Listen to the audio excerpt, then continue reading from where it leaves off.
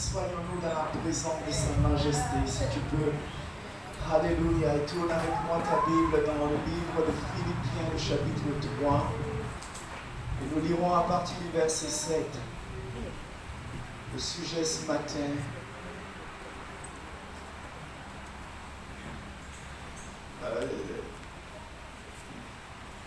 le prix de notre vocation céleste. Amen. Quelqu'un a déjà acheté son ticket?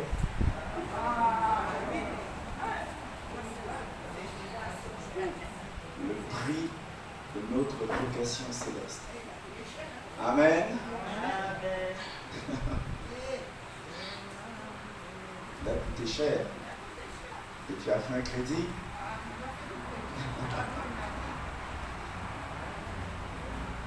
Seigneur, merci pour cette matinée que tu nous donnes en ta présence. Nous voulons nous asseoir vraiment à tes pieds, Seigneur, et te dire, parle, tes serviteurs écoutent, et moi le premier, Seigneur. Nous ne pouvons pas vivre et nous ne voulons pas vivre de ton Seigneur. Ce matin, nous avons faim de ta parole révélée. Là où nous sommes, tu le sais. Ce qu'il nous faut, tu as décidé de le donner ce matin. Alors donne-nous des oreilles pour entendre, un cœur pour comprendre. Illumine les yeux de nos cœurs. Permets-nous d'être exactement là où tu veux que nous soyons. Pour la gloire de notre Seigneur et Seigneur. Amen. Amen. Philippiens 3, nous lisons à partir du verset 7 jusqu'au verset 14. Vas-y. Mais ces qualités qui étaient pour moi... Non.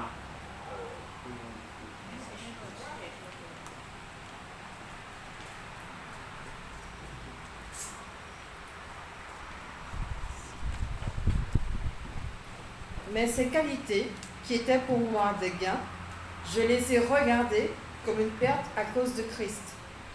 Et je considère même tout comme une perte à cause du bien suprême qu'est la connaissance de Jésus-Christ mon Seigneur.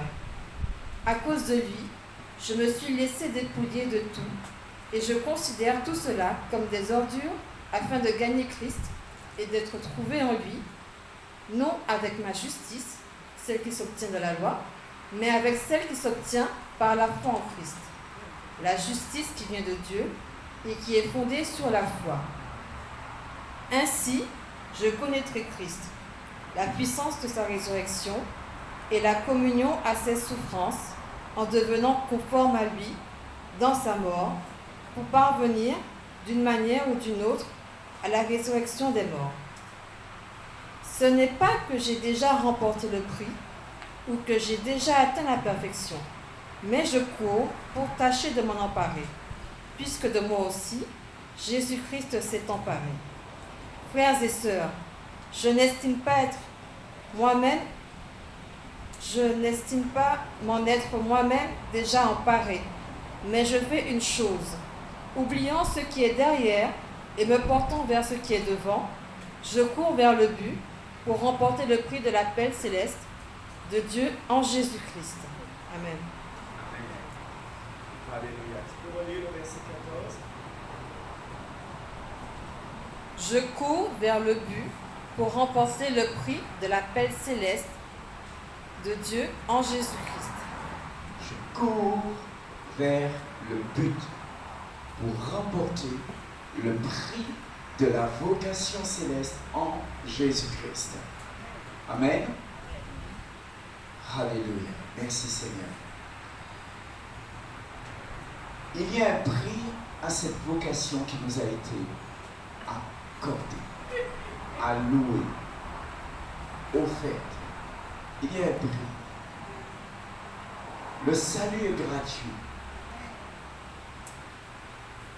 Il nous a été offert gratuitement. Et pour le garder, pour garder ce standard, pour vivre pleinement ce salut,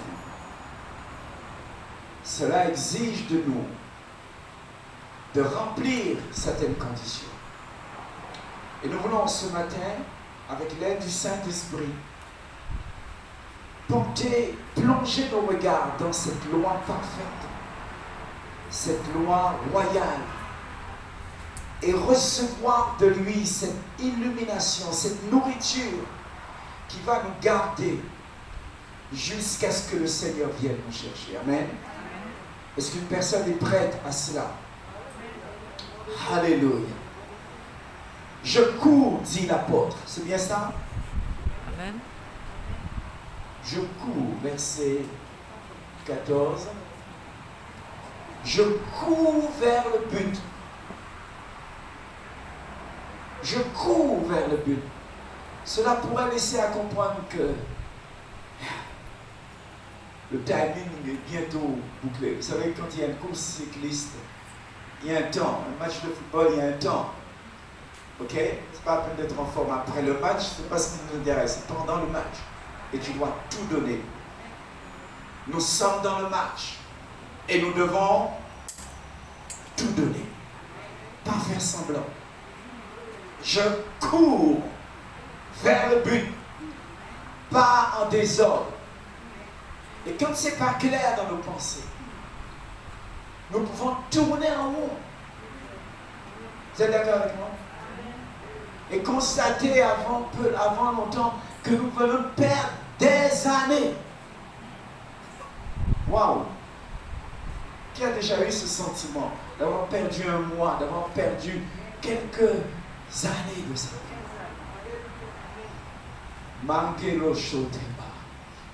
Saint-Esprit, aide-moi à entrer, s'il le fallait même, dans les traces de ce serviteur qui nous a, au travers duquel tu nous as communiqué ce message. Et à notre tour, courir en inspirant d'autres à ne plus traîner. Amen. Je cours vers le but. Il y a un objectif. Et nous ne voulons pas passer à côté. Je voudrais que nous portions une attention justement. Regardons les versets 15 à 21 qui suivent, s'il te plaît. Je vais prendre une autre version. 15 à 21. Philippiens 3, 15 à 21. Nous tous donc, qui sommes mûrs, adoptons cette attitude. Et si vous êtes de notre avis sur un point, Dieu vous éclairera aussi là-dessus. Seulement, là où nous en sommes, marchons dans la même direction et vivons en plein accord. Soyez tous mes imitateurs, frères et sœurs, et portez les regards sur ceux qui se conduisent suivant le modèle que vous avez en nous. En effet, beaucoup se conduisent en ennemis de la croix de Christ. Je vous ai souvent parlé d'eux, et je le fais maintenant encore en pleurant. Leur fin, c'est la perdition. Ils ont pour Dieu leur ventre. Ils mettent leur gloire dans ce qui fait leur honte. Ils ne pensent qu'aux réalités de ce monde. Quant à nous, notre droit de cité est dans le ciel, d'où nous attendons aussi, comme sauveur, le Seigneur Jésus-Christ. Il transformera notre corps de misère pour le rendre conforme à son corps glorieux par le pouvoir qu'il a de tout soumettre à son autorité. Amen. Amen. Il parle sans artifice. Il demande dans ce verset 17, imitez-moi, frères et sœurs, et regardez autour de vous ceux qui suivent déjà l'exemple que vous avez en nous, l'exemple que nous avons donné. Imitez-moi. Amen. C'est donc possible. C'est donc possible d'imiter quelqu'un de la stature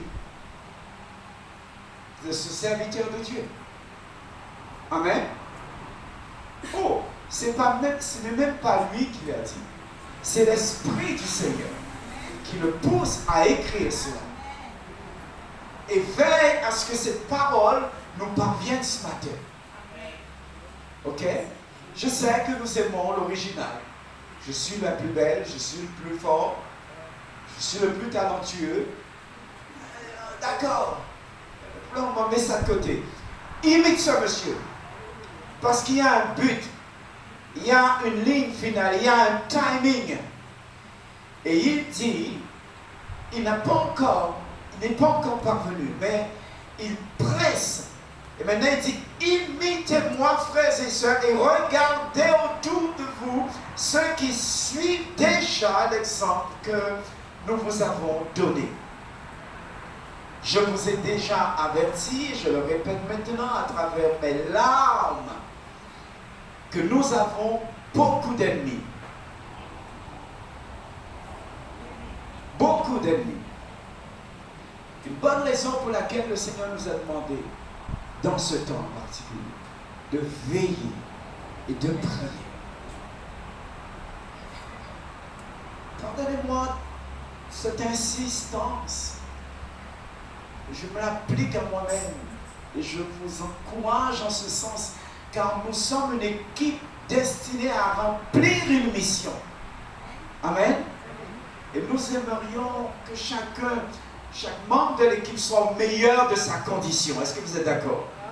Car lorsque nous allons atteindre les objectifs, marquer des buts, ça va être une fête pour nous tous. Amen. Alléluia. Une fête pour nous tous. Alors, il dit, il y a des gens qui suivent déjà cet exemple.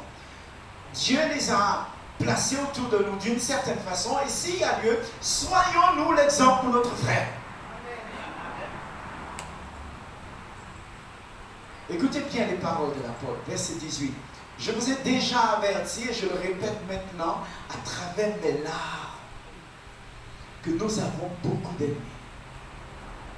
Dis ça avec moi, l'affaire est sérieuse. Là, il écrit dans les larmes.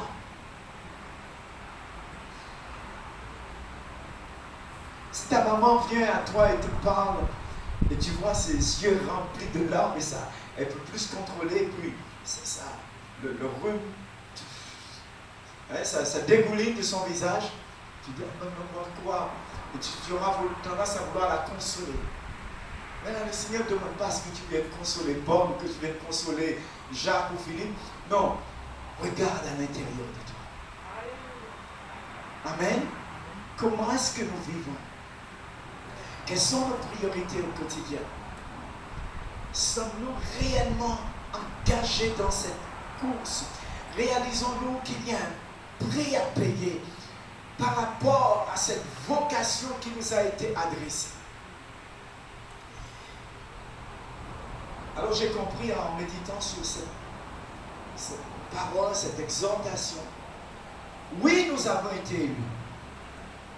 Oui, nous sommes établis dans un ministère de prêtres et de rois. À ceux qui ont reçu, à ceux qui ont été rendus justes et qui ont reçu il est dit l'abondance de la grâce et le don de la justice.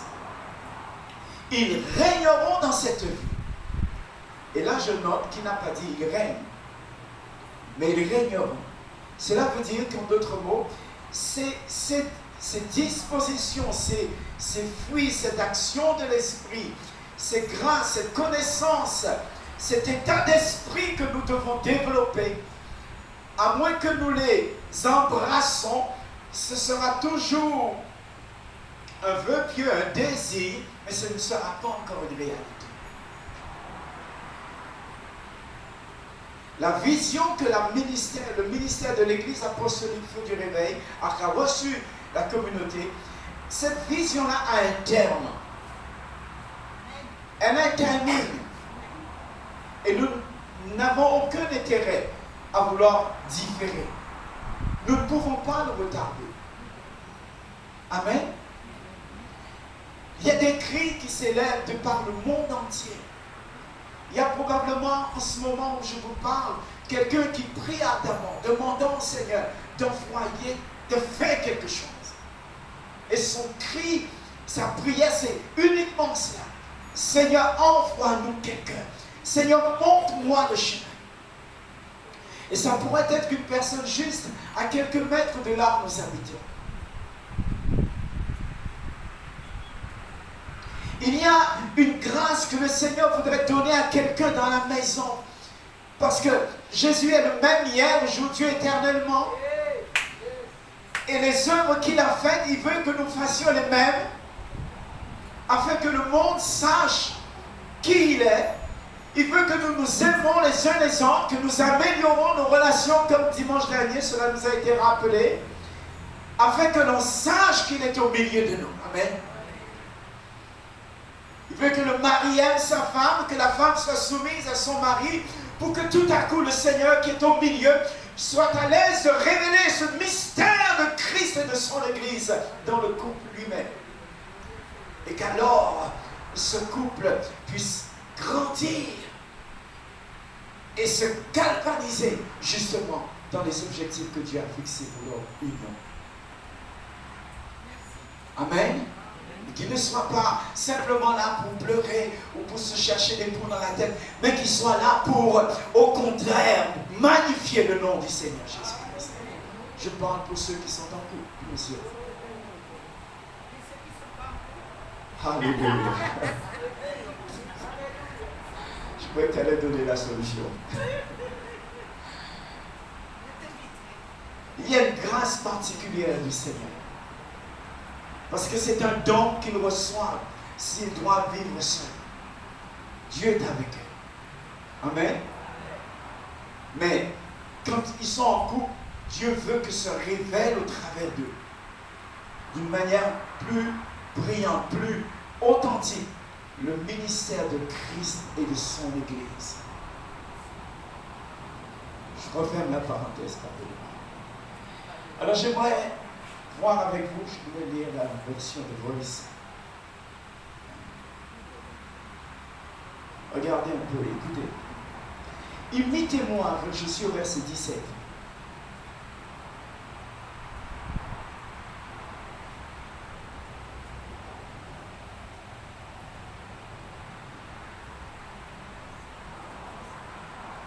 Non, on prend à partir du verset 15. Tous ceux d'entre nous qui sont mûrs devraient penser de la même manière à propos de ces questions. Et si vous avez une expérience différente, alors Dieu vous le révélera également. Mais pour l'instant, retenons ce qui nous a été montré et restons en phase avec ses enseignements. Il y a des textes dans l'Écriture qui ne nous donnent aucune porte de sortie. Et celle-ci, ce passage, nous ferme toutes les portes de sortie. Il y a une seule direction, une seule cadence, c'est la course, parce que le temps est court. Et si nous pensons que de nous relâcher, de nous octroyer quelques vacances en baissant la garde, nous n'avons pas l'idée du danger qui pourrait nous arriver. Et c'est un peu comme si nous mettions à la place du Seigneur et nous décidons de ne pas venir à présent parce que pour le moment, on a posé. Non, c'est pas comme ça on raisonne. On a droit au repos. On a droit au repos. Mais ça ne veut pas dire qu'on relâche sa vigilance. Et quand on va se reposer dans les bonnes conditions, l'Esprit continue de nous instruire, même dans notre sommeil. D'ailleurs, c'est parfois même plus favorable. Parce que nos corps sont détendus. Et nous avons eu soin de ne pas aller nous coucher juste par paresse, mais parce que nous voulons justement de ce calme et de cette confiance, cet repos et cette tranquillité pour retrouver des forces. Amen. Alléluia. Nous ne pouvons pas aller nous coucher dans n'importe quelle condition. Et je lis la suite, verset 16. Pour l'instant, retenons ce qui nous a été montré, restons en phase avec ces enseignements. Verset 17, il dit très clairement, imitez-moi, frères et sœurs, et regardez autour de vous tous ceux qui déjà suivent l'exemple que nous vous avons donné. Je vous ai déjà averti, et je le répète maintenant à travers mes larmes, que nous avons beaucoup d'ennemis, des gens qui rejettent la croix de loin de Dieu et son onction, en parlant du Christ Jésus. Ils sont gouvernés par leur ventre, leur gloire vient par la honte, et leur esprit est fixé sur les choses de ce monde. Ils sont condamnés. Mais nous sommes des citoyens du ciel, des exilés sur la terre, qui attendent avec impatience qu'un libérateur, notre Seigneur Jésus, loin de Dieu avec son onction, vienne et transformer cet humble corps terrestre en la forme de son corps glorieux par la même puissance qui met toutes choses sous son contrôle. Amen. Amen. Amen. Et voilà un rendez-vous que toi et moi ne pouvons pas manquer. Je voudrais voir avec vous deux images très contrastées, justement, de ces serviteurs de Dieu, ces exemples que l'Écriture a voulu nous laisser. Et que nous ayons l'audace, la foi, l'amour, la parole, pour interpeller l'Esprit du Seigneur, pour exiger de lui, si ce terme pourrait convenir, cette même grâce que ces hommes ont montré avant nous. Je pense à l'exemple d'Étienne. Acte 6, c'est le verset 18.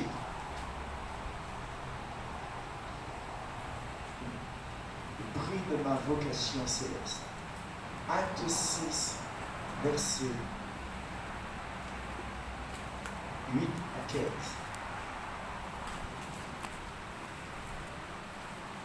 Alléluia. Acte 6, versets 8 à 15. 8 à 15. Étienne, plein de foi et de puissance, accomplissait des prodiges et de grands signes miraculeux parmi le peuple. Quelques membres de la synagogue, appelée synagogue des affranchis, des Cyrénéens, des Alexandrins et des Juifs de Cilicie et d'Asie, se mirent à discuter avec lui. Mais ils ne pouvaient pas résister à la sagesse et à l'esprit qui inspirait ses paroles. Alors, ils souvoyèrent des hommes qui dirent « Nous l'avons entendu proférer des paroles blasphématoires envers Moïse et envers Dieu. » Ils ameutèrent le peuple, les anciens, les spécialistes de la loi, puis ils se jetèrent sur lui, l'arrêtèrent et l'emmenèrent au Sanhédrin. Ils présentèrent de faux témoins qui dirent « Cet homme ne cesse de proférer des paroles blasphématoires contre le lieu saint et contre la loi. Nous l'avons entendu dire que Jésus, ce Nazaréen, détruira ce lieu et changera les coutumes que Moïse nous a transmises. » Tous ceux qui siégeaient au Sanhédrin avaient les regards fixés sur Étienne. Ils virent que son visage était comme celui d'un ange. Amen. Amen. Et vous connaissez la suite de cette histoire? Oui. Comment Étienne a été littéralement, il a commencé à témoigner et ils ont bouché leurs oreilles. Ils n'ont pas voulu entendre. Et ils ont pris des pierres, ils l'ont lapidé. Et pendant qu'il son âme quittait son corps, il a prié le Seigneur, pardonne-leur. Et ça passe qu'il a.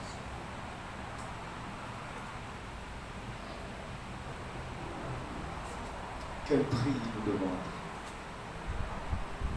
Il te lapide. Parce que tu dis la vérité. Et tu as le courage et l'amour pour prier encore pour ces mots. Amen. Regardons un autre exemple.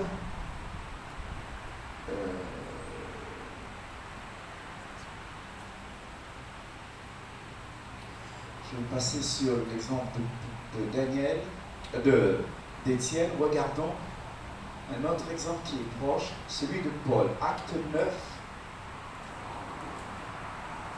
et les versets 1 à 8.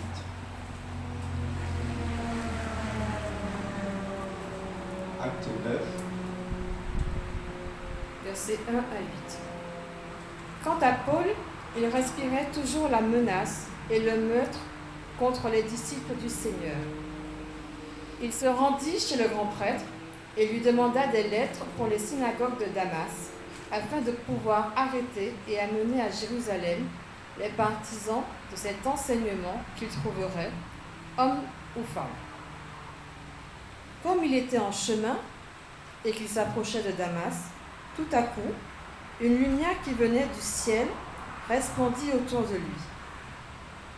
Il tomba par terre et entendit une voix lui dire « Saul, Saul, pourquoi me persécutes-tu » Il répondit « Qui es-tu, Seigneur » Et le Seigneur dit « Moi, je suis Jésus, celui que tu persécutes.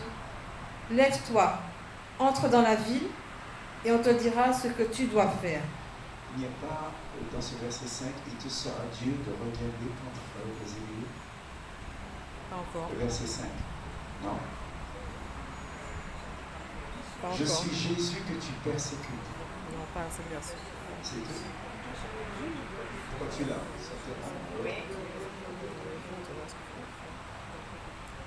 Il te sera Dieu de regarder contre les aiguilles.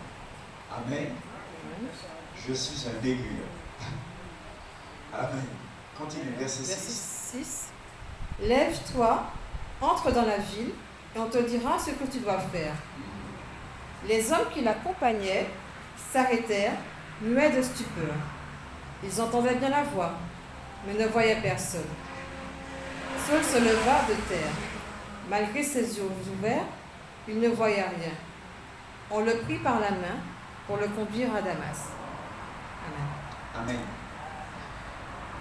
Donc, il y a eu Étienne qui a été sélectionné parmi les disciples pour remplir certaines tâches de service.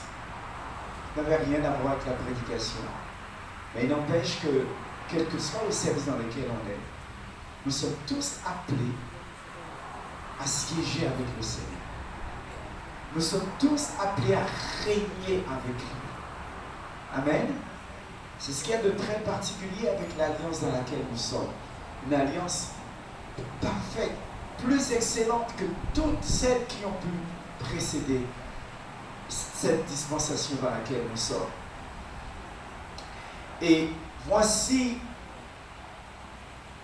Étienne qui, bien sûr, ne manquait pas une occasion de témoigner de sa foi, de parler de son Seigneur, de servir avec amour, avec bienveillance, avec amabilité.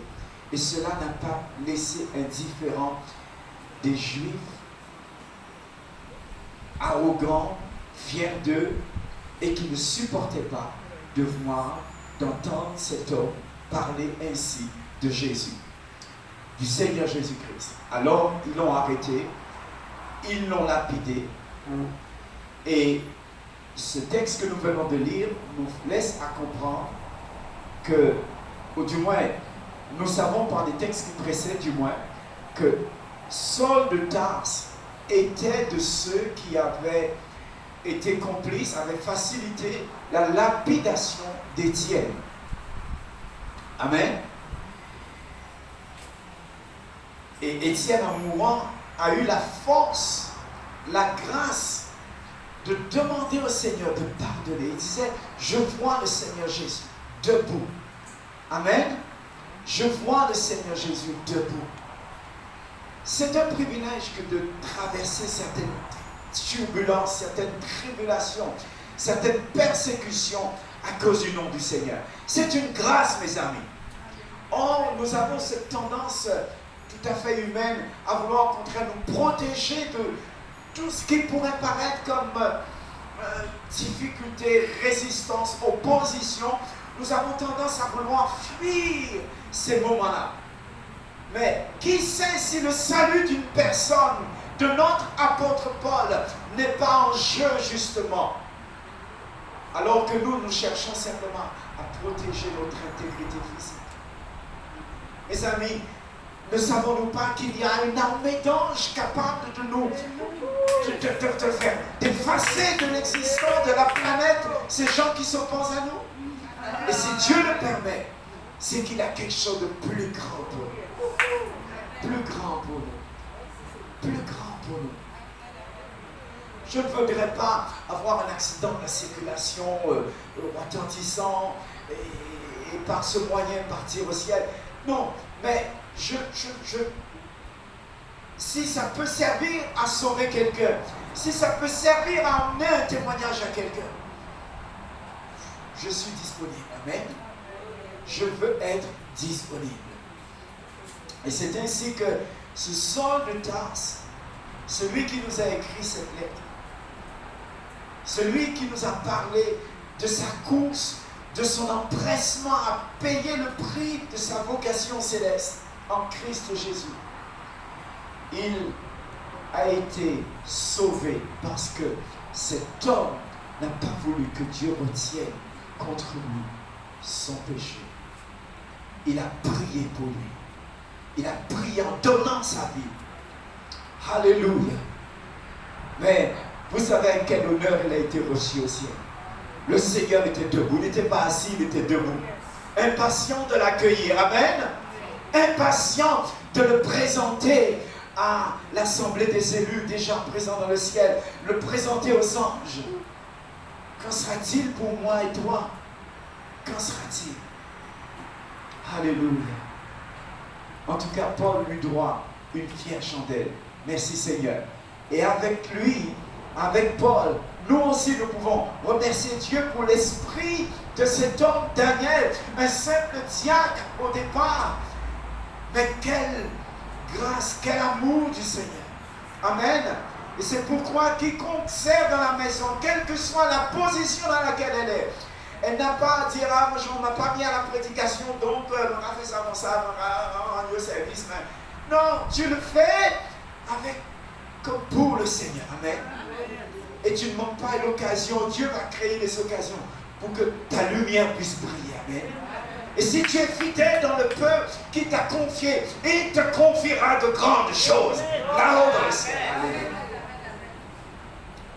Payons le prix de notre vocation. Payons le prix. Alléluia.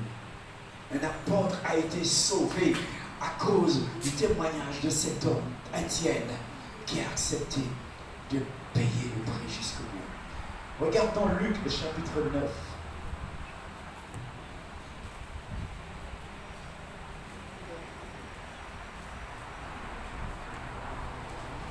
Et nous lirons à partir du verset 20 jusqu'au verset 27.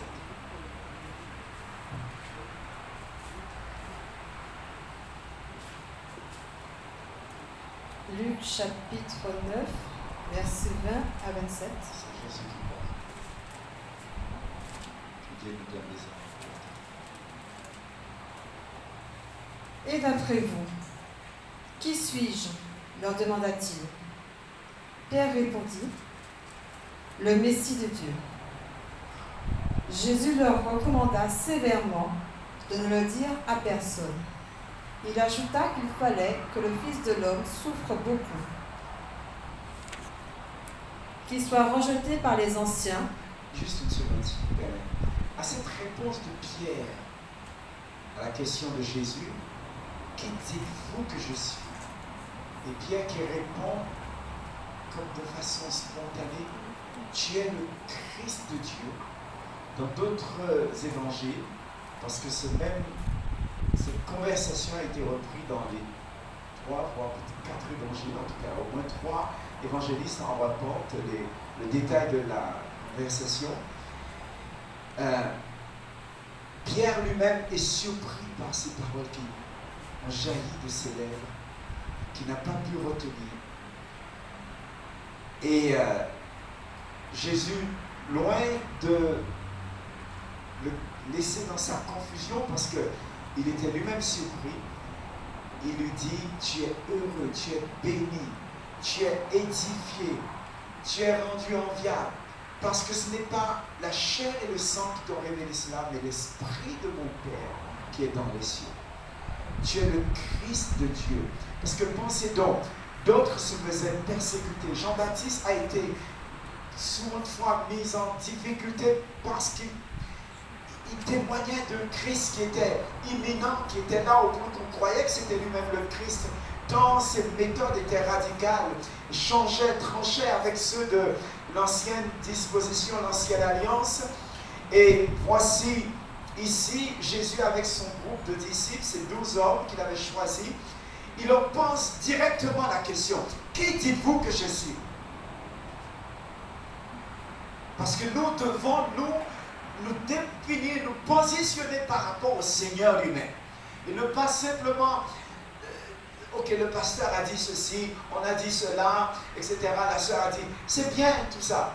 Mais maintenant, avec ce que j'ai entendu, avec tout ce qu'on a dit à l'église, je dois aller vers lui et apprendre à le connaître. Et dis, Seigneur, maintenant, révèle-toi à moi, parce que tu n'es pas le Messie, le Christ de Dieu, pour le pasteur, pour la sœur, pour le frère. Tu es aussi pour moi, et je veux te connaître, j'ai besoin de te connaître, et je ne sortirai pas de cette pièce jusqu'à ce que tu m'aies parlé, que tu m'aies touché. J'ai besoin de toi, Seigneur.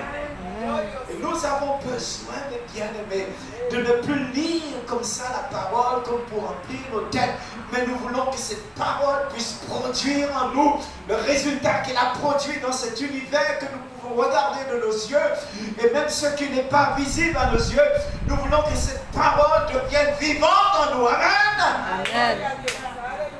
Alléluia. Alléluia. Oh, Pierre a laissé sortir cette parole. Tu es le Christ, le Fils du Dieu vivant. Et Jésus lui l'a béni pour cela. Parce que, vois-tu, c'est comme on dit, une profondeur appelle une autre profondeur. Et nous voulons avoir cette relation avec le Seigneur. Ou parce que nous venons à lui, dépendants du Saint-Esprit, prêts à lui dire des choses. Nous ne voulons pas dire beaucoup, nous sommes là encore pour apprendre. Nous avons beaucoup et tout à apprendre certainement. Mais ce que nous lui disons, nous voulons que ça soit profond, ça vient de notre tripes, ça vient de notre être plus profond. Et quand nous le lui disons, parce que l'Esprit nous l'a inspiré, nous l'a mis sous les lèvres, et que nous le lui disons, alors en retour, le Seigneur lui-même nous donnera une parole et nous serons bénis en retour. Et ce sera comme une profondeur qui appelle une autre profondeur. Alléluia. Amen. Et les vagues du Seigneur, les vagues de révélation, nous allons être portés, enveloppés dedans. Alors, c'est surprenant. Il leur a posé la question. Le verset 21, Jésus, il est dit, il leur recommanda sévèrement de ne le dire à personne. Parce qu'il est des grâces que tu peux vivre avec le Seigneur. Ce n'est pas une raison pour autant qui t'invite à t'emmener dans la rue et commencer à crier. Il faut encore lui demander, Seigneur, qu'est-ce que je fais avec cette parole? Amen. Alléluia. Et j'espère que vous avez tous un gros cahier pour noter les choses glorieuses que le Seigneur vous révèle. Amen. J'aimerais qu'on continue cette lecture, comme je dis, jusqu'au verset 27. Pardonnez-moi, je voulais juste souligner ces points. Verset 22. 22. Il ajouta qu'il fallait que le Fils de l'homme souffre beaucoup. Souffre, non, beaucoup. Souffrir, c'est déjà pas trop agréable. Mais souffrir beaucoup. Quel mal a-t-il fait? Qu'il soit rejeté par les anciens, par les chefs des prêtres et par les spécialistes de la loi. Qu'il soit mis à mort et qu'il ressuscite le 3e jour. 23. Puis, juste un instant là, est-ce qu'on digère ces paroles? Qu'une personne qu'on dirait léger d'esprit, ignorant, se permet de mépriser ce que tu dis. que tu fais parce qu'il ne comprend pas. Je dis bon, ok. Il n'a pas d'instruction, il n'a pas d'expérience, on ne lui a jamais expliqué cela. Mais que des gens instruits, des gens se présentant comme les leaders du pays, les gens que tu es venu apporter une grâce supplémentaire, apporter une lumière qui leur est indispensable. Et que ce sont eux, au contraire, qui te rejettent, te méprisent. Je ne sais pas si vous comprenez ce que je veux dire. Quand ce sont les tiens à qui tu veux partager ton expérience, ta relation avec le Seigneur, et qui t'envoient balader comme si tu étais la dernière ordure avec laquelle il voudrait avoir aucun contact. Ça fait mal, oui. Mais quelle occasion merveilleuse est-ce? Tu montres non pas seulement la force de tes paroles, mais la réalité de tes paroles. Et que tu continues d'aimer. Que tu continues de garder la maîtrise de soi. Et que tes paroles relâchent que la sagesse éclaire au contraire. Vous vous rappelez, il y a quelques semaines de ça, on a lu que tout homme sera salé de feu. Salé de feu. C'est-à-dire qu'il y a en toi la saveur et il y a en toi la pureté. Et il y a, d'une manière générale, une lumière qui rayonne de toi. Tout homme sera salé de feu. Donc il y a un moment, ça va faire mal. Mais tu acceptes, c'est ta vocation. Amen. Quand ça fait mal, c'est que tu es dans le but, tu es dans la bonne direction. Amen. Donc ne panique pas. Dis ça à ton voisin, ne panique pas. Si demain on te répond de travers parce que tu as manifesté de l'amour, parce que tu as voulu introduire le Christ à quelqu'un qui t'a injurié peut-être, continue. Et je bénis le Seigneur pour ceux qui ont persévéré à mon égard alors que je les méprisais, quand ils me montraient de l'amour, me montraient de la patience et cherchaient à attirer mon attention justement sur la personne du Christ Jésus. Finalement, j'ai pu bien reconnaître qu'il y avait un plus en elle que je n'avais pas. Et cela m'a emmené à la foi. Amen. Merci Seigneur. Merci. Alors, continue ma sœur. Verset 23. Oui. Puis il dit à tous, oui. Si quelqu'un veut être mon disciple, oui. qu'il renonce à lui-même. Pardon. Qu'il renonce à lui-même. C'est bien ça que tu as dans ta Bible. Qu'il renonce à lui-même. Qu'il se charge chaque jour de sa croix et qu'il me suive. Wow. Car celui qui voudra sauver sa vie la perdra. Oh. Mais celui qui la perdra à cause de moi la sauvera. Que sert-il à un homme de gagner le monde entier s'il se perd ou se détruit lui-même?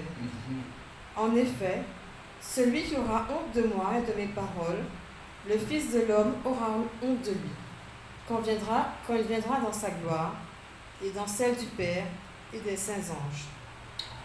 Amen. Amen. Et si on regarde, je mettais le verset 28, environ 8 jours après qu'il lui dit ces paroles, Jésus prit avec lui Pierre, Jacques et Jean et monta sur une montagne pour prier. On va revenir sur ça tout à l'heure.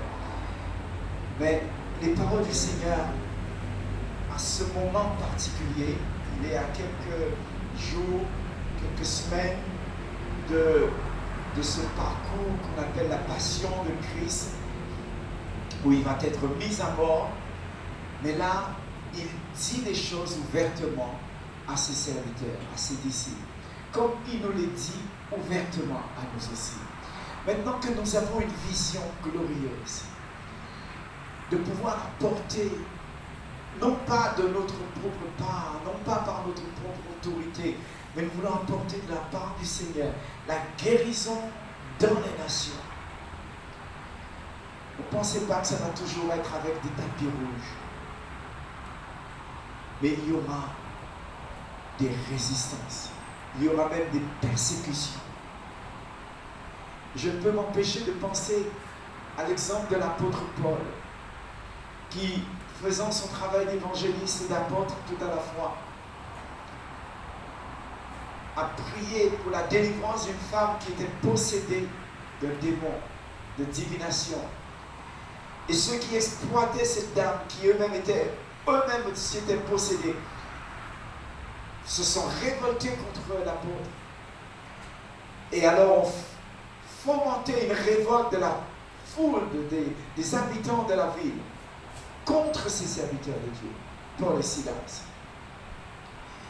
Et non seulement qu'ils voulaient le lapider, c'est de justesse, ils ont été arrachés par les autorités des mains de ces hommes et qu'ils ont été mis en prison. Et en prison où ils les ont été jetés, malgré leurs blessures, on ne les a pas soignés, ni quoi que ce soit. Au lieu de se plaindre, vous savez comment ces hommes se sont tenus. Amen. Voilà qui m'enlève à moi toutes les excuses possibles que je pourrais avoir pour dire je ne serai pas là aujourd'hui, je ne peux pas ceci, je ne peux pas cela. Ah mais quoi, mais non. Il m'enlève toute excuse. Amen. Alléluia. Le prix de notre vocation céleste. Si quelqu'un veut venir après moi, qu'il se charge de temps en temps. Comment ça dit dans ta Bible? Qu'il se charge chaque jour. C'est une affaire de chaque jour. De sa croix et qu'il me suive.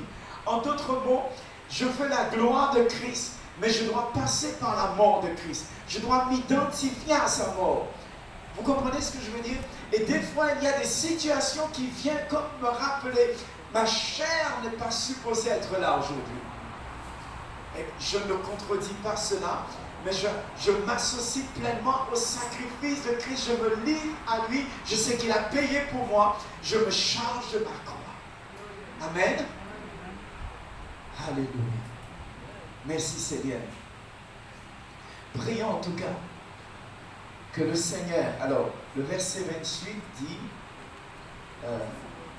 verset 27, je vous le dis en vérité, quelques-uns de ceux qui sont ici, verset 26 dit, quiconque aura honte de moi et de mes paroles, le Fils de l'homme aura honte de lui quand il viendra dans sa gloire et dans celle du Père et des saints anges.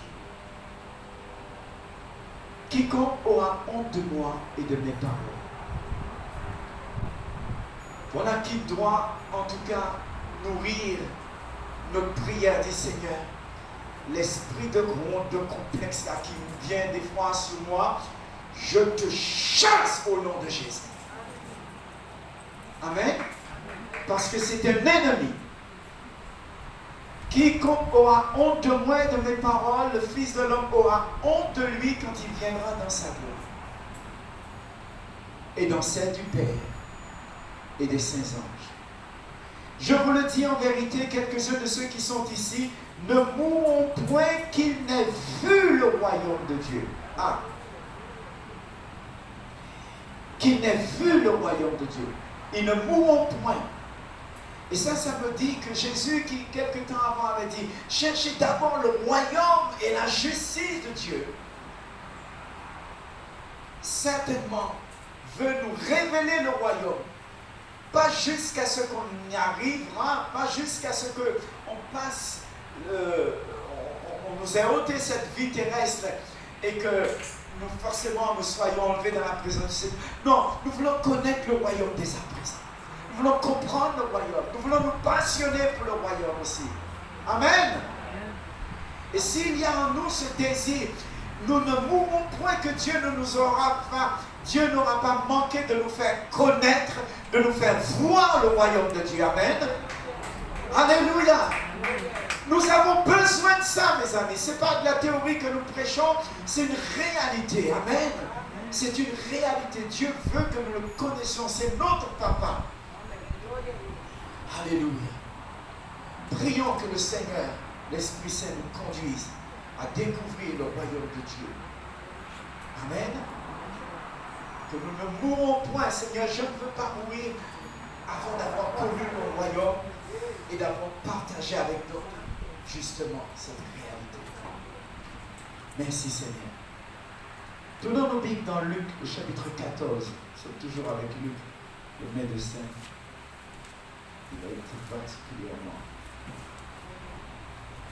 fidèle à retraduire. Versets 25 à 35.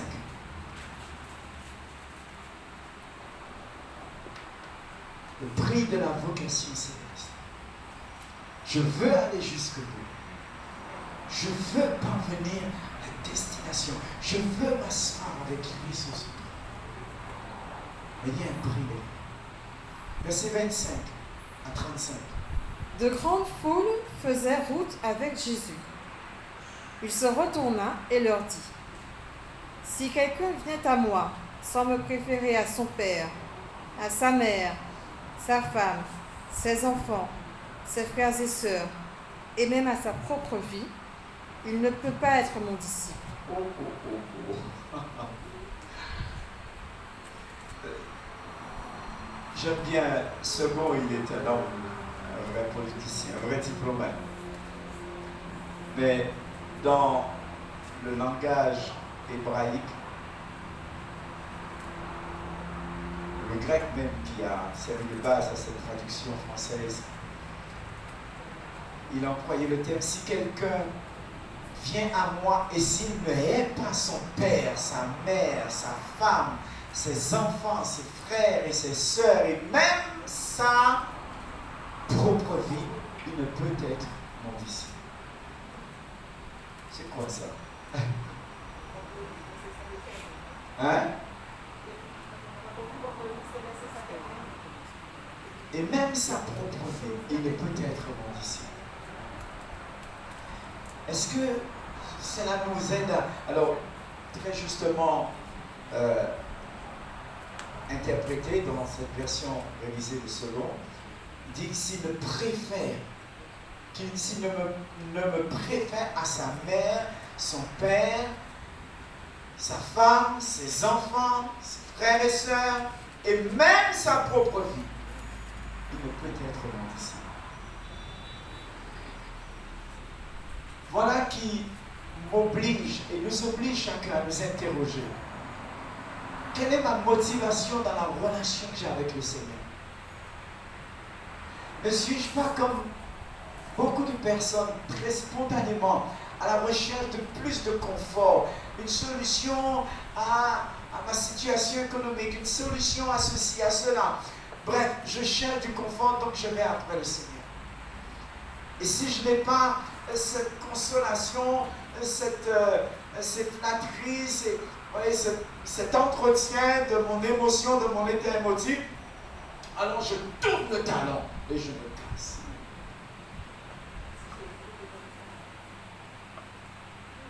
C'est pas ici, hein, parce que ici on est habitué au feu. Ici on sait qu'il y a du feu. Amen. Amen. Et nous nous laissons saler de feu. Et le feu amène de la pureté, mais à la fois aussi un bon goût. Nous sommes salés de feu. Alléluia. Il ne peut être mon disciple. Saint-Esprit, aide-nous à reconsidérer nos motivations les plus profondes. Et tout ce qui ne s'aligne pas à ta volonté parfaite,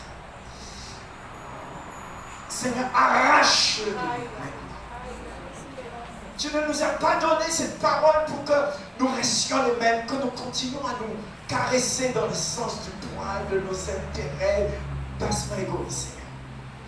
Nous voulons comprendre le disciple-là, Seigneur, et entrer dans ce glorieux, dans ce club merveilleux, divin, des disciples du Christ, des imitateurs de Dieu comme des enfants bien-aimés.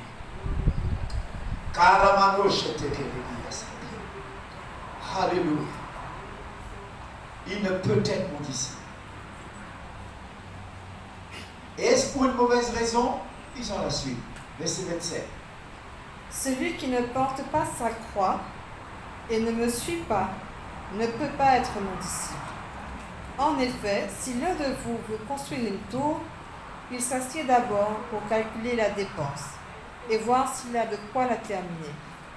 Autrement, si après avoir posé les fondations, il ne peut la terminer, tous ceux qui le verront se mettront à se moquer de lui, en disant « Cet homme a commencé à construire et il n'a pas pu finir. » De même, si un roi part en guerre contre un autre roi, il s'assied d'abord pour examiner s'il peut, avec 10 000 hommes, affronter celui qui vient l'attaquer avec 20 000. Si cela n'est pas le cas, alors que l'autre roi est encore loin, il lui envoie une ambassade pour demander la paix. Ainsi donc, aucun de vous, à moins de renoncer à tout ce qu'il possède, ne peut être mon disciple. Le sel est une bonne chose, mais si le sel perd sa saveur, avec quoi la lui rendra-t-on? Avec quoi l'assaisonnera-t-on?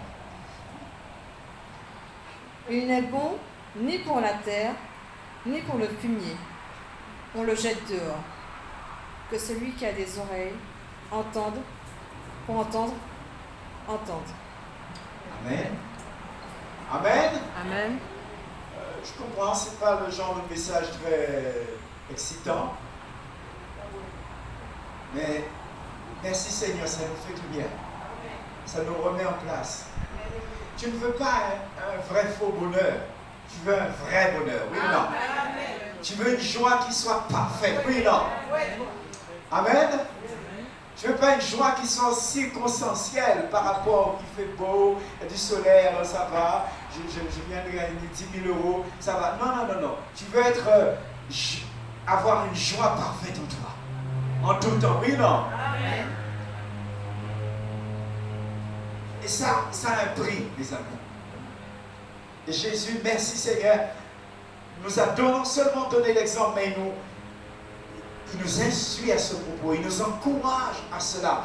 Et il ne nous dit pas ces paroles pour que nous puissions tenter de fuir, mais au contraire, que nous soyons d'autant plus motivés, Seigneur, malgré-moi, vomplez-moi, tortillez-moi à vous. Amen. Parce que tu ne veux pas reculer. Et c'est maintenant que ça se décide. C'est une affaire de tous les jours.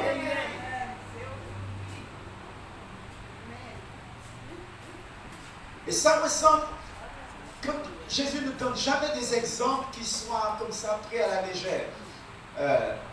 Il parle d'une personne qui a commencé à bâtir et n'a pu l'achever. D'un roi qui va en guerre et qui n'a pas examiné d'abord, ok, est-ce que j'ai bien tous les soldats, est-ce que j'ai l'équipe qu'il faut pour gagner cette bataille. Il prend encore un autre exemple. Celui qui construit une tour, qui part en guerre, et enfin, il nous emmène à l'image du sel. Mes amis, notre conversion, la réalité de ce que nous sommes doit transparaître dans ce que nous faisons aujourd'hui. Amen. Doit transparaître. Et c'est pourquoi chacun doit prendre cela d'une manière personnelle, l'apôtre avec tout l'amour qu'il a pour toi, et chacun de tes frères et sœurs avec tout l'amour que nous avons pour toi. Nous ne pouvons pas faire ça à ta place. Ok? Tu peux le dire à ton frère, je ne peux pas le faire à ta place. Tu dois te déterminer. Il s'agit de ton élection. Tu as été élu par Dieu, choisi par Dieu. Maintenant, tu dois valider son élection. Amen. Alléluia. Et ce n'est pas avec notre SMIC à 3 000 euros et tous les autres systèmes de confort que nous rêvons qu'on va dire ok, je suis bon pour le royaume de Dieu. Non. Amen. Des fois, ces choses sont pour nous plus un inconvénient qu'un avantage. Parce que ça nous rend d'autant plus conformistes. Mais sachons que Dieu a préparé pour nous une vie plus qu'en abondance. Amen. Alléluia. Dieu est dans l'abondance. Dieu est abondance. Dieu est dans l'opulence. Amen. Et il n'est pas égoïste. Il n'est pas avare. Il n'est pas angoissé. Il n'est pas stressé. Quelque part, notre mentalité doit évoluer justement pour s'aligner sur la sienne, en sorte que nous réalisons que certaines choses auxquelles nous nous étions habitués sont autant de pièges à notre salut. Et nous devons faire l'effort pour nous en détacher. Amen. Alléluia. Ne soyons pas scandalisés. Au contraire, que celui qui a des oreilles pour entende ce que l'Esprit dit à l'Église. Je dois conclure. Imitons ceux qui marchent selon l'exemple qu'ont été les apôtres. Nous avons vu dans Philippiens 3, 17, l'exemple de Paul, Matthieu 16, 34.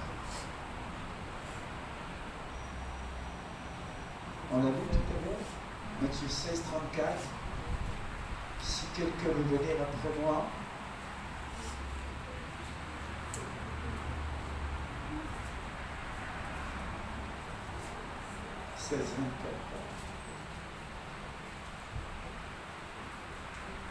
Ma version dit ici, si quelqu'un veut venir avec moi, qu'il cesse de penser à lui-même, qu'il porte sa croix et me suive. Ça veut dire que par moments, il y aura des turbulences. Mais tu n'es pas seul. Il t'a dit bien, tu me suis. Amen. Et pensez à Jésus lorsqu'il avait sa croix à porter. Et qu'on a demandé à un monsieur, on a attrapé ce monsieur sortant du travail, on lui a dit, aide-le à porter ça. Mais en fait, il pensait porter la croix de Jésus, mais il portait aussi sa propre croix. Amen. Parce que c'était pour lui que Jésus allait mourir. Et Jésus ne cache pas les choses, il les dit crûment. Qu'il cesse de penser à lui-même, qu'il porte sa croix et me suive. Alors, bien sûr, ces paroles ont été dites avant la crucifixion. Et Jésus avait cette particularité de parler parfois de façon ouverte de ce qui allait lui arriver. Le fait qu'il allait devoir passer à la croix et qu'il serait mis au tombeau et que 3 jours après, il ressusciterait. Et il le dit aussi pour nous carrément. Tu dois aussi prendre ta croix et me suivre. Est-ce pour mourir de la même façon que lui? D'une certaine façon, mourir avec lui. Et c'est pour cela que nous passons par les eaux du baptême. Ce n'est pas un bain comme ça, ce n'est pas juste un rituel, c'est un acte d'alliance qui a toute son importance. Et quand je suis passé par les eaux du baptême, je sais, je ne m'appartiens plus à moi-même. C'est pas un jour là et puis demain. Non, c'est pas du tcha-tcha-tcha. Je suis mort à moi-même, je lui appartiens désormais. Et quand l'image de la croix est en moi, alors je ne varie pas, je ne suis pas comme un yo-yo, je suis stable parce que je suis mort quant à ce monde, mais je suis vivant pour Dieu en Christ Jésus. Amen. Alléluia. Imitons ceux qui marchent selon l'exemple qu'ont été les apôtres. Regardons 1 Thessaloniciens 2,6. Béni soit Dieu pour tous ces hommes qui sont entrés sur les traces du Seigneur Jésus et d'une manière absolument glorieuse, contraire de ce que l'ennemi avait souhaité, faire de spectacles attristants, affligeants. Ils ont au contraire glorieusement témoigné de l'amour pour le Seigneur et de sa puissance pour leur permettre de traverser le feu, l'eau et tous les obstacles qu'on a voulu mettre sur leur chemin. J'ai dit 1 Thessaloniciens, chapitre 2, et le verset 6.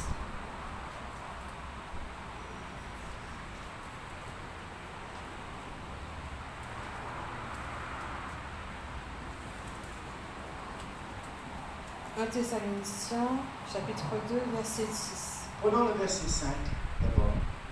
À partir du verset 5.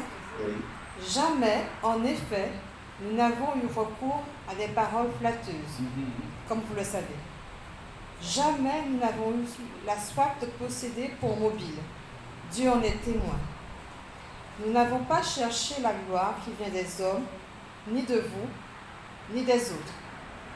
Nous aurions pu nous imposer en tant qu'apôtres de Christ, mais nous avons été pleins de bienveillance au milieu de vous. De même qu'une mère prend un tendre soin de ses enfants, nous aurions voulu, dans notre vive affection pour vous, non seulement vous donner l'évangile de Dieu, mais encore notre propre vie, tant nous vous étions devenus chers. Vous nous étiez devenus chers. Amen. Amen. Amen. Il est possible d'imiter ceux qui nous ont précédés. Regardons 1 Corinthiens 4. Rapidement. 1 Corinthiens 4, et le verset 6.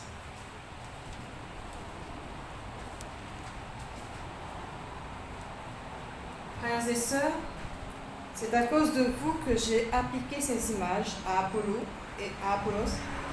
et à moi-même, afin que vous appreniez, par notre exemple, à ne pas aller dans vos pensées au-delà de ce qui est écrit, et que personne ne s'enfle d'orgueil en prenant parti pour l'un contre l'autre. En effet, qui est celui qui te distingue? Restez là, verset 6. Okay. Je reprends, frère, j'ai appliqué ce qui précède à Apollos et à moi-même pour votre instruction. J'ai voulu que par notre exemple, vous appreniez le sens de ce principe. Il convient de rester dans les limites fixées par ce qui est écrit. Aucun de vous ne doit être prétentieux en prenant le parti d'un homme contre un autre. Et chapitre 5, le verset 1. On entendra également dire qu'il y a de l'immoralité sexuelle parmi vous, et une immoralité telle qu'on ne la mentionne même pas chez les non-croyants. C'est au point que l'un de vous a pris la femme de son père. Dépravation. 5, verset 1. Alléluia.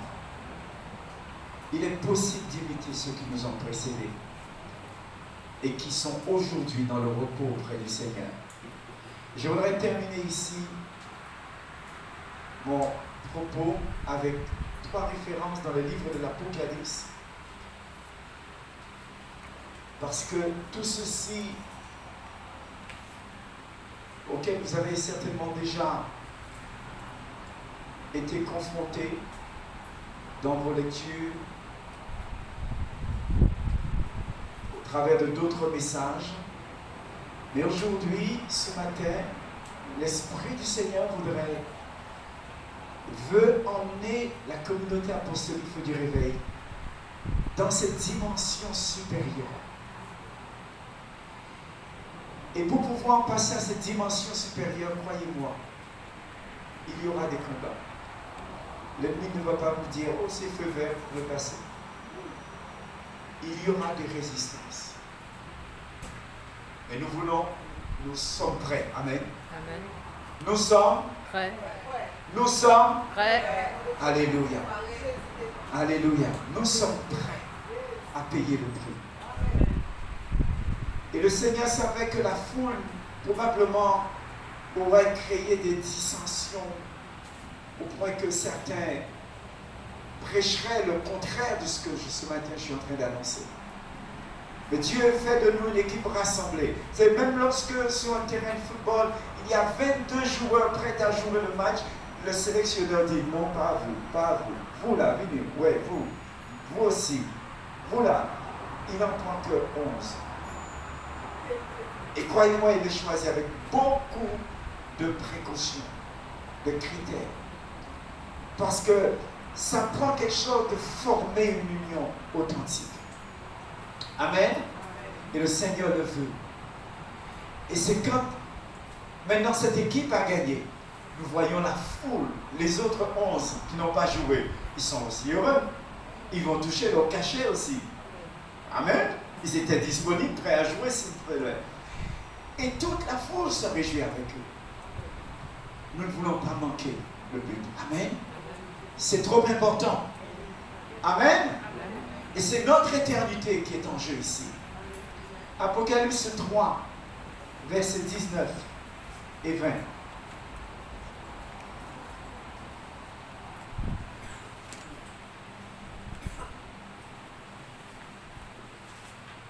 Apocalypse 3, 19 et 20. Moi, je reprends et je corrige tous ceux que j'aime. Aie donc du zèle et repens-toi.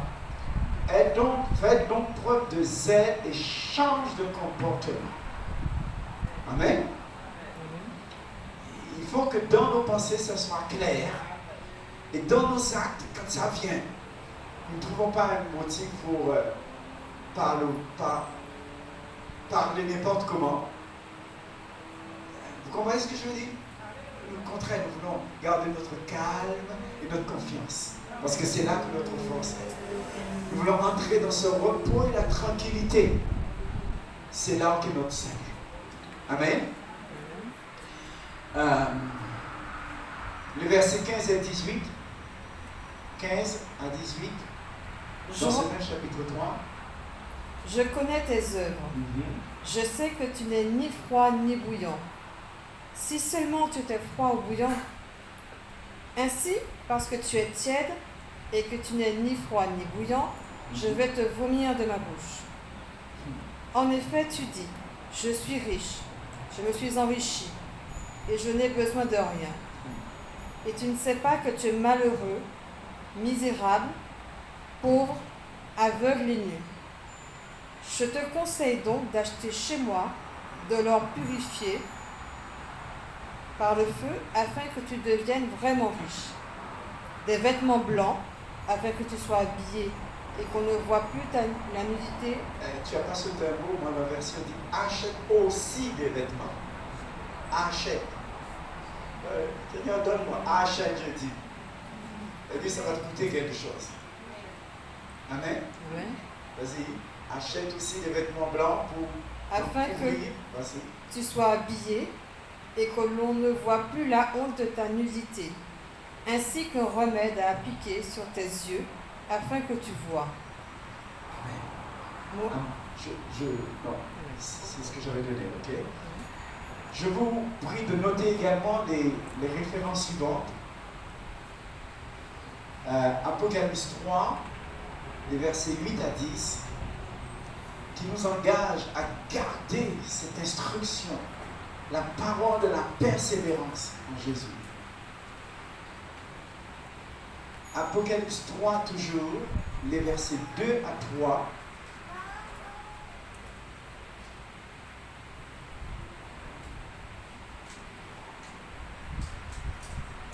C'est-à-dire ma version, réveille-toi, affermis ce que tu as encore, avant que cela ne vienne à mourir complètement, car j'ai remarqué qu'aucune des actions de tes actions n'est pas faite aux yeux de mon Dieu.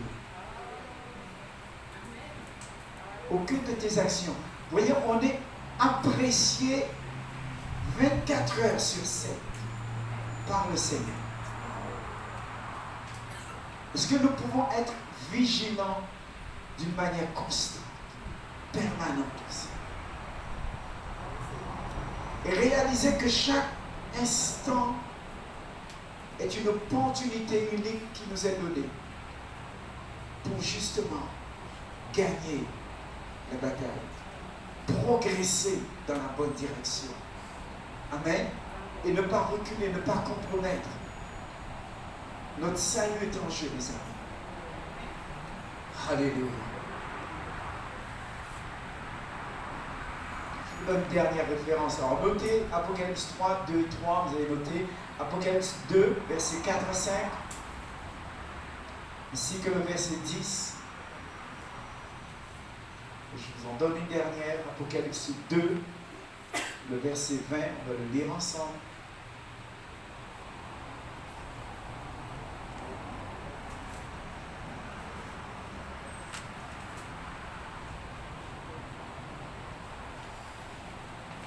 Apocalypse 2, verset 20.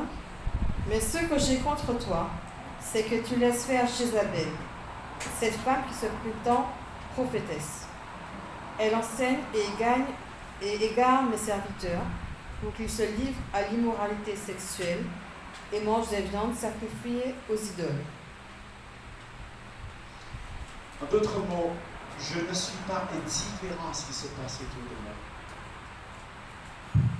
Ce n'est pas une attitude égoïste auquel nous invite le Seigneur. C'est une responsabilité vis-à-vis de soi. Mais en même temps, une vigilance sur ce qui se passe autour de nous. Et particulièrement lorsqu'il s'agit de protéger nos frères et nos sœurs. Amen. Ne pas se rendre complice ou coupable par un silence devant les manœuvres de nos adversaires, quel que fût leur nom. Amen. Quel que fût leur nom. Alléluia. Je cours, dit l'apôtre, pour remporter le prix de la vocation céleste de Dieu en Christ Jésus. Nous avons été élus.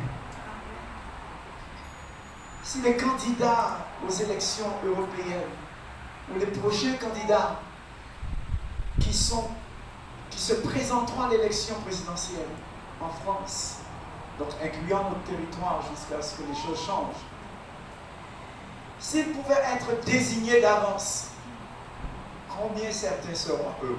L'élu serait heureux, n'est-ce pas? Heureux, mais jusqu'à ce qu'il entre en fonction et que là il découvre la douceur de la chose, ou au contraire, la complexité de la tâche. Parce que c'est une chose que de vouloir accéder à une fonction. Et c'est une autre chose que de l'assumer. Esther a été choisie par l'empereur Assuérus. Elle s'est préparée, elle s'était préparée. Elle avait respecté les instructions de l'eunuque qui était en charge de veiller sur les femmes. Elle avait suivi les conseils de son oncle Mardochée. Finalement, la grâce du Seigneur, la main du Seigneur a permis qu'elle soit choisie, amen, pour un temps comme celui-ci. Et alors elle a baigné dans l'opulence, dans le luxe. Et vous pouvez imaginer sa vie d'impératrice.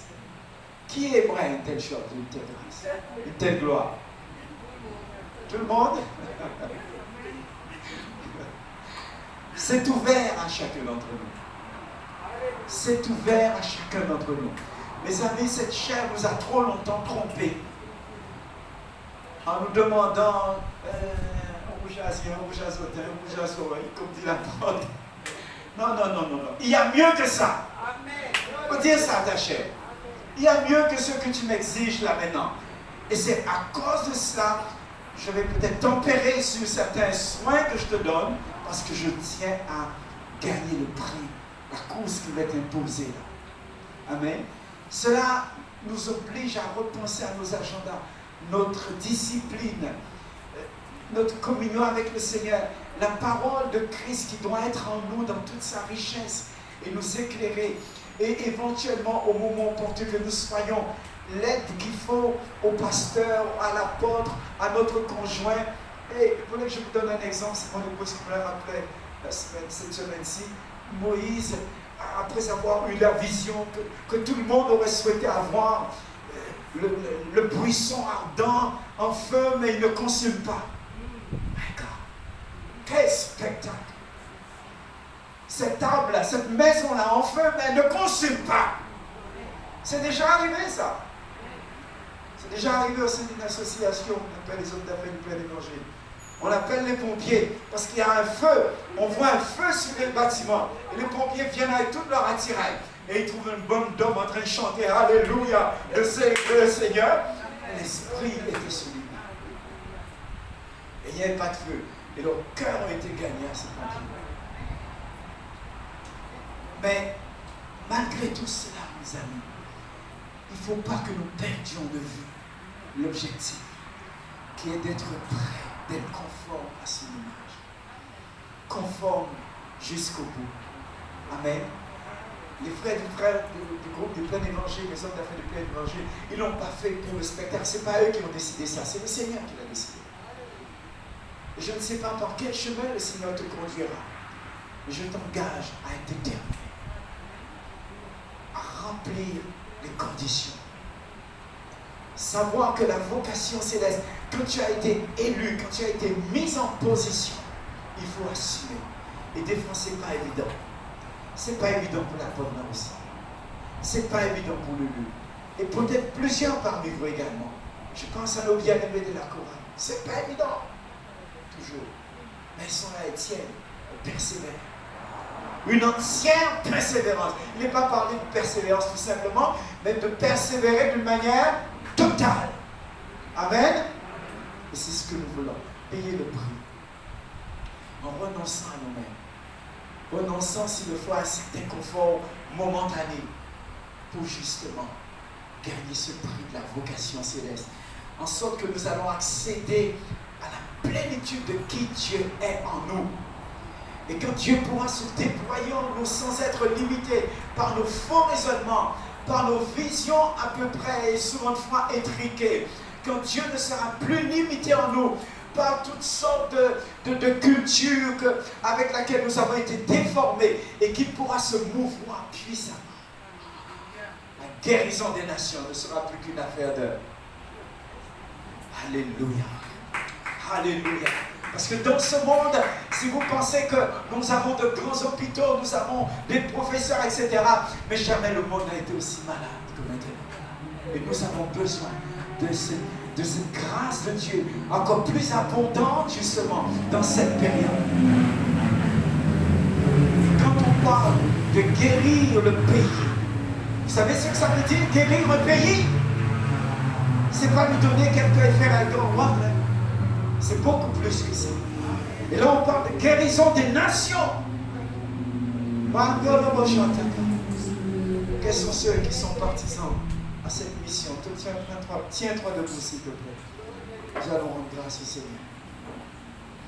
Nous allons lui demander son secours pour qu'il nous remette dans la course bien comme il faut, avec le bon état d'esprit, avec le bon état d'esprit, la soumission totale.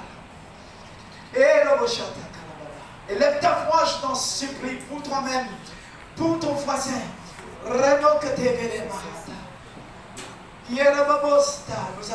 sommes tous précieux aux yeux du Seigneur. Oh, ma cachette.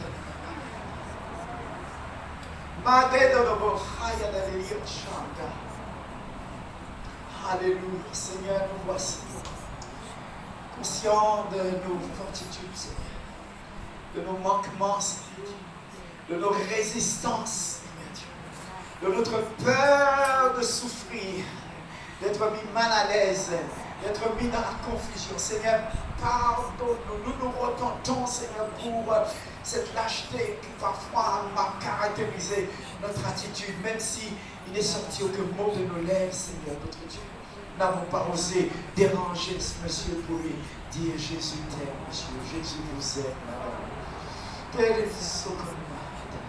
Seigneur, pardonne-nous nos fortitudes, nos échecs à ce niveau, Seigneur. Ce matin, ce midi, tu nous interpelles à l'heure où le soleil parvient à son zénith, Seigneur notre Dieu. Tu voudrais comme nous rappeler que l'heure est proche, l'heure de l'enlèvement est proche. L'heure de notre mission a sonné, Seigneur éternel, où les choses doivent se concrétiser, ta parole doit devenir chair en nous, où quand toi-même tu savais que l'heure du sacrifice était proche, et alors tu t'es mise en action, et tu as invité tes amis à venir prier avec toi sur la montagne. Seigneur, nous prions ce matin que nous soyons dans cette détermination qui a été la tienne, Seigneur. Nous prions, Seigneur éternel, qu'aucun d'entre nous ne puisse résister, Seigneur Dieu, à l'idée de payer le prix de notre vocation céleste. Car ce n'est ni par notre force, ni par notre puissance, mais c'est par ton esprit, Seigneur. Tu nous remplis de ton vouloir et de ton faire, Seigneur Dieu, dans notre quotidien, Seigneur éternel. Là où il y aura des moments déterminants, Seigneur, ne permets pas que nous puissions trahir la confiance et l'amour que nous avons pour toi. C'est pourquoi ce matin, nous nous dépouillons de tout ce qui est de la chair, de tous les raisonnements, de toute la mentalité du monde qui a pu nous impacter quelque part, Seigneur éternel. Nous avons besoin de toi. Nous avons besoin de toi. Tu nous conseilles d'acheter de toi de l'or éprouvé par le feu. Oui, Seigneur, vends-nous de cet or, cette foi authentique, donne-la-nous, vends-la-nous. Nous sommes prêts, Seigneur, à donner nos vies pour cela.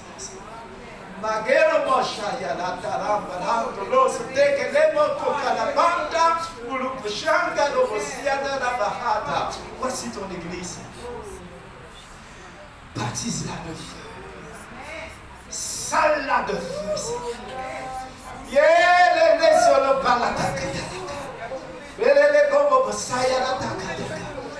Oh là là là,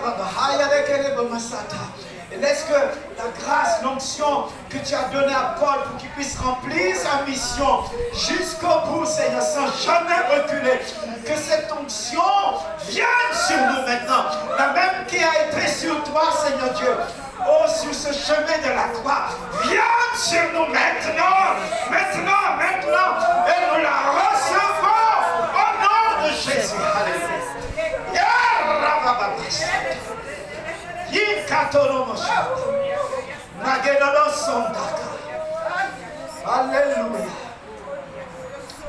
Alléluia.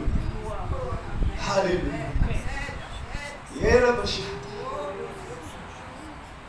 Alléluia. Oui, Dieu peut compter sur moi.